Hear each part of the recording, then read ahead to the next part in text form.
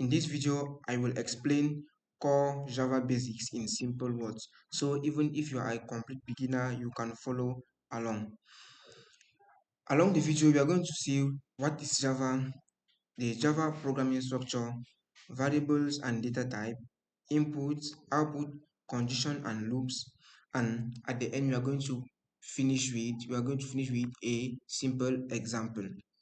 So let's start.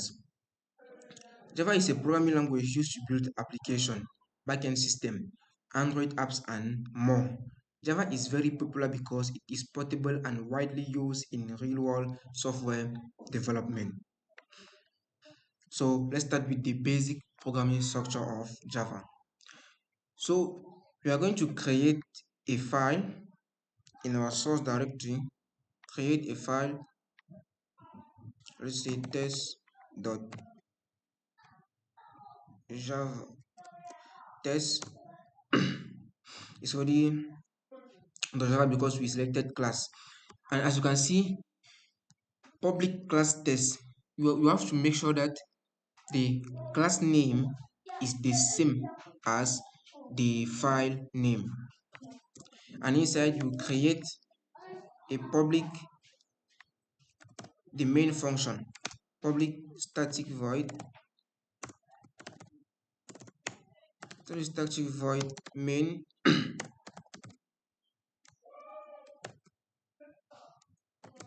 string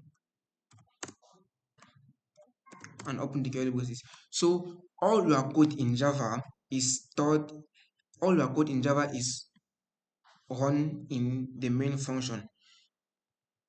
So this is the simple structure of a Java program. The public, the class, the main function where all the instructions to be executed are written. So we're going to continue with variable and data types. In variables and data type, we have as data type we have int for integers, double for large numbers, char for characters, and boolean for string, boolean for true or false, string for storing a string of character. We also have float for decimal point number. So we're going to start with int. For example, int int age equals to 20. Maybe float mark. Float is usually used for marks because it can store decimal numbers. Float marks, double amount, let's say 2 million. Char for characters, and you need to include the character in either a, oh, we forgot the name of the variable, let's say character, in a simple quotes or double, it can still go. Let's store s inside and close it. Boolean is student equals to true if you are a student, and string name equals to dev warrior. Let's just write warrior.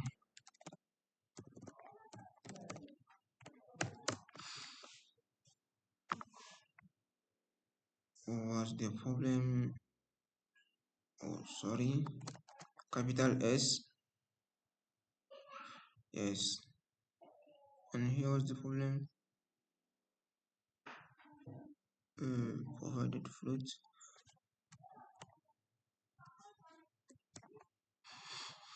Okay. So these are the main data type used in Java. We have int for integer, int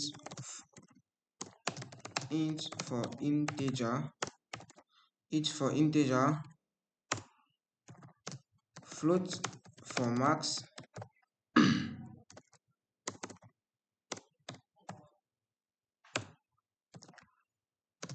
double usually use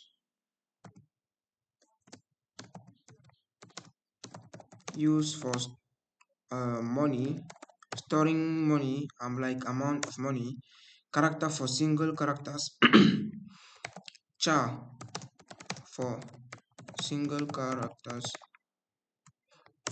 Boolean for true or false statement.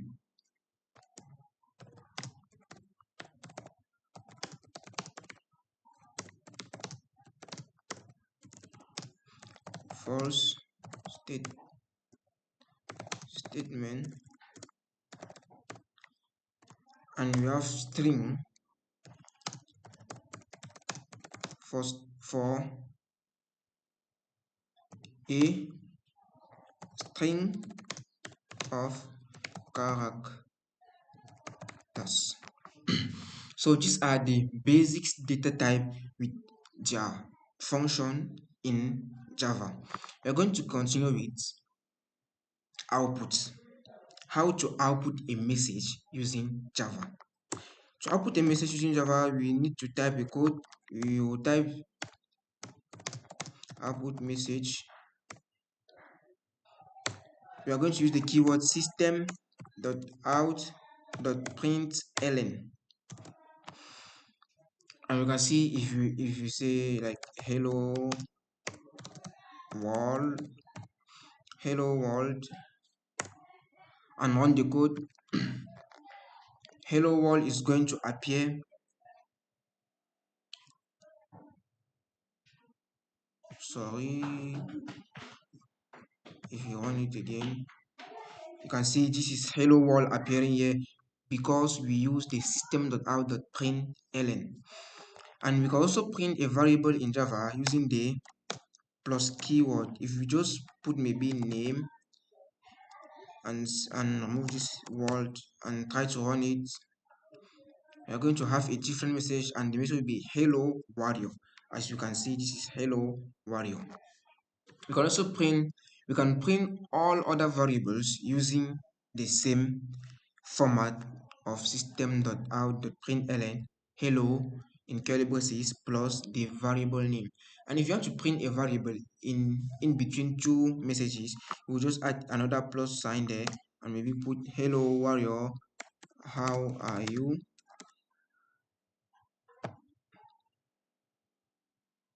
Okay, this is it. Hello warrior, how are you? So that's how we print a message in Java, and how we also insert a variable, print the value of a variable using in Java.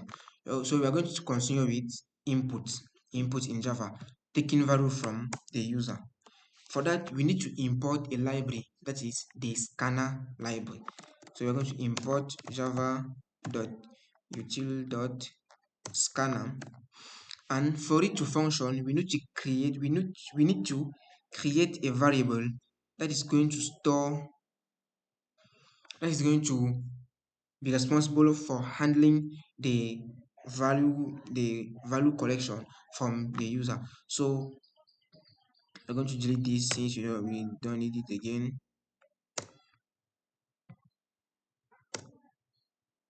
Let me make it like so that you can see what the output. So we're going to create an object of that scanner class, or a variable of that scanner class. Creating an object of the scanner class. So you're going to say scanner. You can put any name here. If I put dev, it will still go scanner equals to new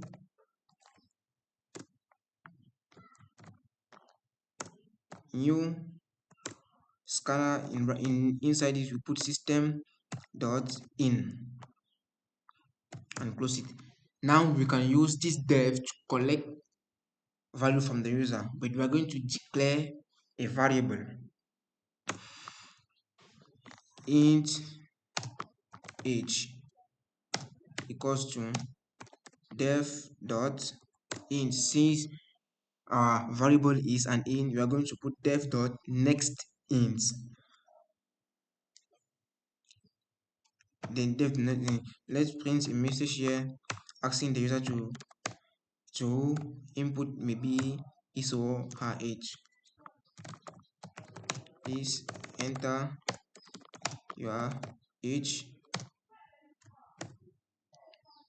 enter age, and after we are going to display for us to be sure that the value collection was successfully done. Print ln your age is, or say you are using the concept we learned up, age plus you are this is old. Let's try to run it and see what will happen. It's asking enter your age, and if I enter 20, you are 20 old, or let 20 years old. You are 20 years old. Try to run it back and enter the age 20. You are 20 years old. So that's how you collect a value from the user in Java. We use the scanner library and we declare a scanner object that will be responsible for collecting that value. Next one uh, is the condition in Java. Condition in Java, as any other programming language, we have conditions like the if statement and the else statement, and also have the if else and else if statement. So we are going to start with and with an with an if statement. If maybe let it the user let collect a value from the user and determine if the user is an adult or a teenager. System dot out dot print enter your age. We are going to create a variable of the scanner class. Let's create it.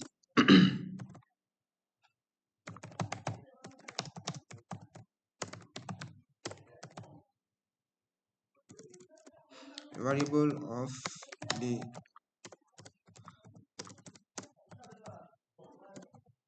scanner scanner dev equals to new scanner system dot in. So we're going to collect the age from the user and determine if he or she is a teenager. Int age equals to def next in. Now this is where we are going to implement our if statement. If age is less than is less than 18, system dot out dot print you are a teenager.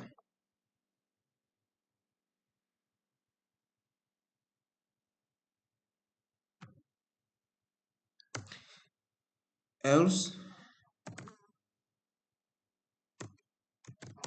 let's just copy this.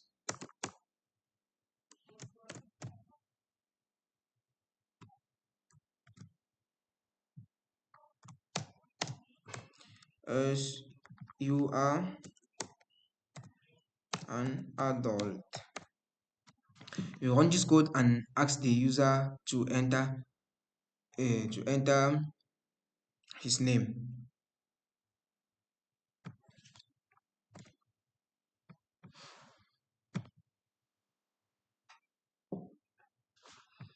enter your age. Let's say 15, you are a teenager because the age entered here is less than 18. Let's run it again and see if the second else is also working. Let's say 20, you are an adult. So if the first condition is not correct in an if else condition, the second automatically will be correct. You also have the else if. That's when we have many conditions. We are going to include another, like maybe else if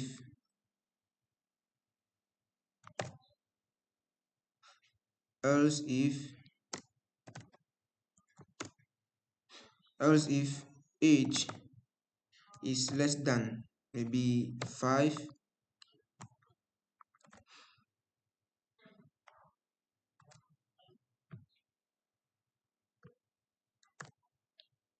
Let me just paste it here. You are a baby, and the last one should be the else.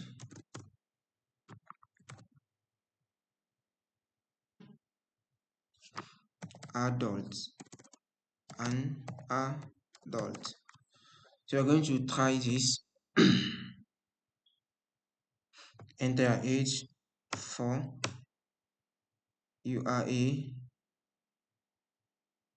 teenager. Oh, I see why it's like that. Because here, the first statement to be executed is age less than 18. And since 4 is also less than 18, once the code runs and reach this step, you check the first condition. Is age less than 18? Yes, and you will directly print this one. So if you want this one to work, we are going to include a second statement like an age is greater than 10 than 10 before you print you are a teenager, and if the age is less than 5 you are a baby. Let's try to run it and see if it's going to work. The same for you are a baby. As you can see, you are a baby because age here is less than 5. The first statement, the if statement, age is less than 18, and you will see check, is age greater than 10? No. So it will go to the second condition, the if else, and check, is age less than 5? Yes, and print the statement. So these are this is how the if else condition work in Java. The third thing we are going to talk about is the loops in Java.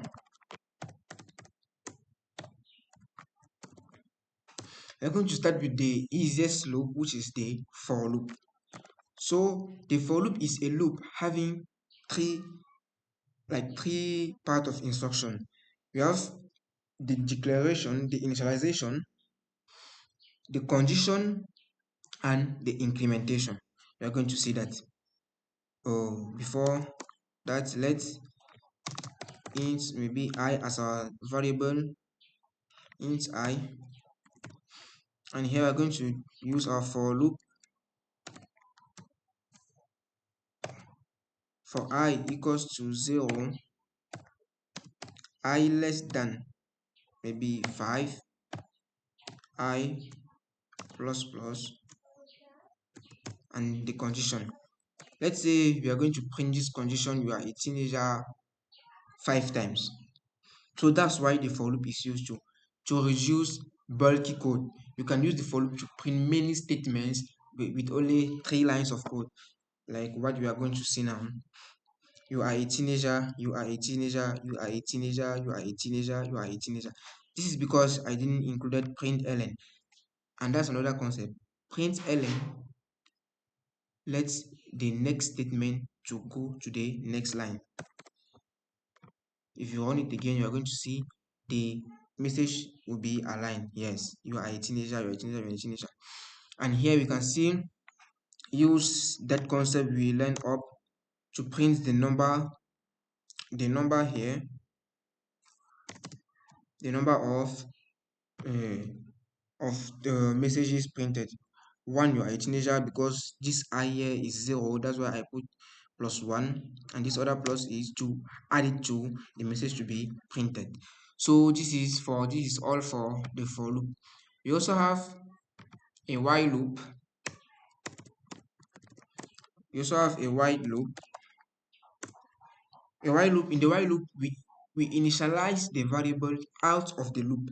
The condition is entered first and the incrementation is done in the body of the loop with a while loop. So to do a while loop, we need to initialize the variable. For us to see why we are initializing the variable, I will first try to do something like,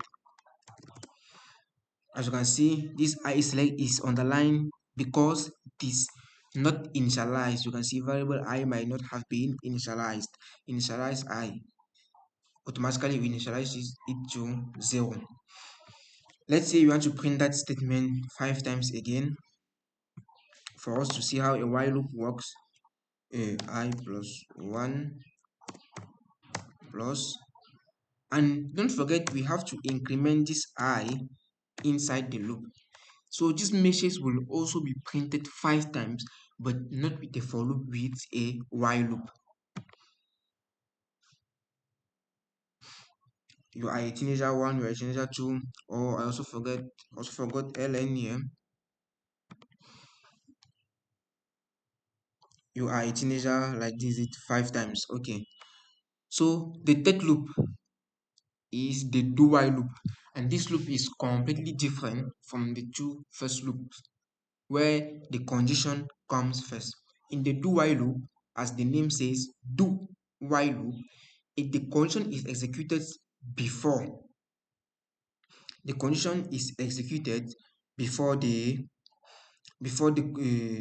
the instruction is executed before the conditions are checked. So with a do while loop, say do while maybe I is less than 3, do this. You see, do let's space this message here, ln, and also increment I in the loop. So this message is going to be printed 3 times, but using a do while loop. As you can see, you are a teenager, you are a teenager, you are a teenager 3 times using a do while loop. So the only similarity with all of the 3 loops is that all of them needs a condition and all of them needs incrementation. Also, all of them need a variable that is initialized. If you initialize your variable in a loop, that's a very big mistake. The variable will be set to 0 all the times and the loop can never end, maybe something like that. So the third concept, the last concept you are going to learn, that will be all for today.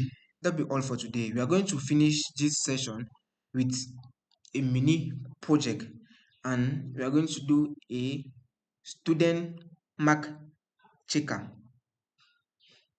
or student grade checker, where a student is going to enter his or her mark and the program will determine if he is having an A grade or any other grade or Z grade, something like that.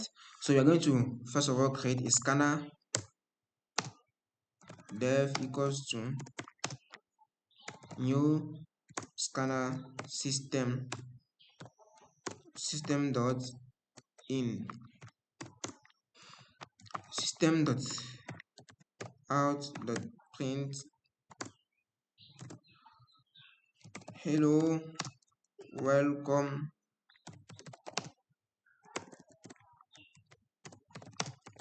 to our grading system app.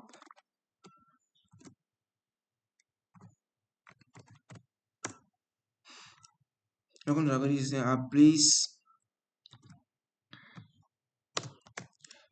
Please enter. You're going to replace this, like please enter your mark.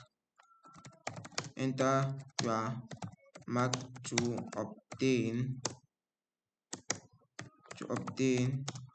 your grade. So you are going to collect the marks. Let's say float. Remember, marks are usually collected using float. Float mark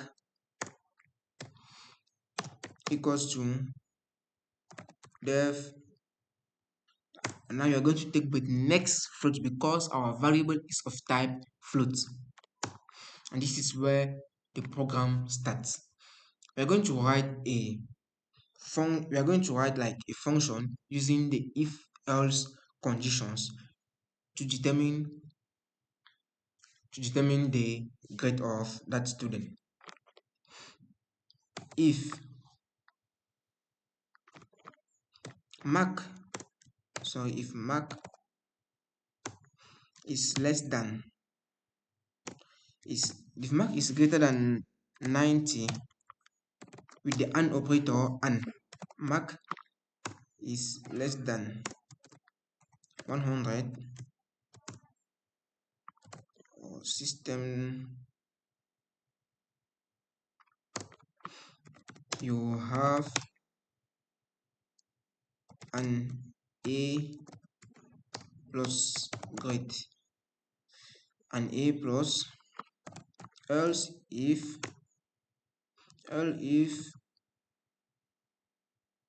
mark is greater than 80 and less than 90, you're going to output you have an A grade, else if, well, let me just copy this and modify it, else if max is greater than 70 and less than 80, you have a B grade. Those grades are not the marking is not are not correct there. I'm just using it for us to see how the program is functioning.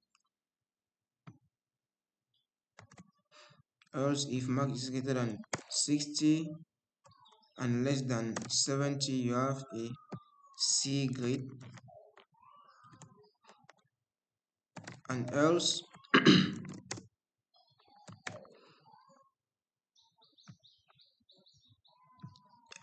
this else function is now to determine the last one is to see is if all the first four conditions fails, automatically the last one will be output to the user. So let's say you have a G grade,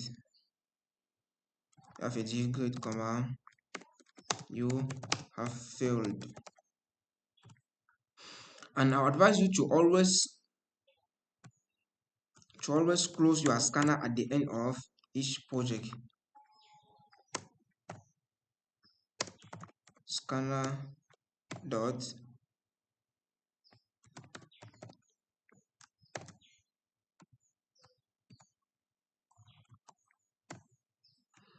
sorry, since I use dev, we're going to write here dev.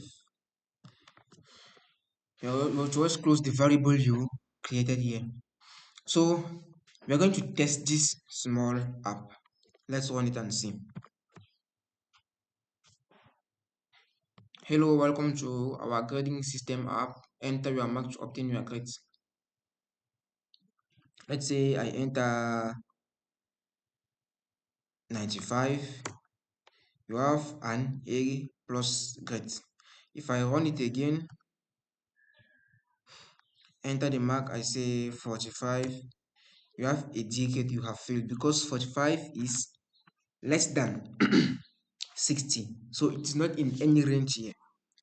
the lowest you can have to have at least a C grade is 60. Even 59, you are failing. So let's run it again and see for the last time. If I enter 84, you have an A grade which figures in this second part of the if else statement condition. So that will be all for this video, and in the next video I'll be explaining OOP. In the next video we will learn OOP in Java and see how to organize code using classes and object.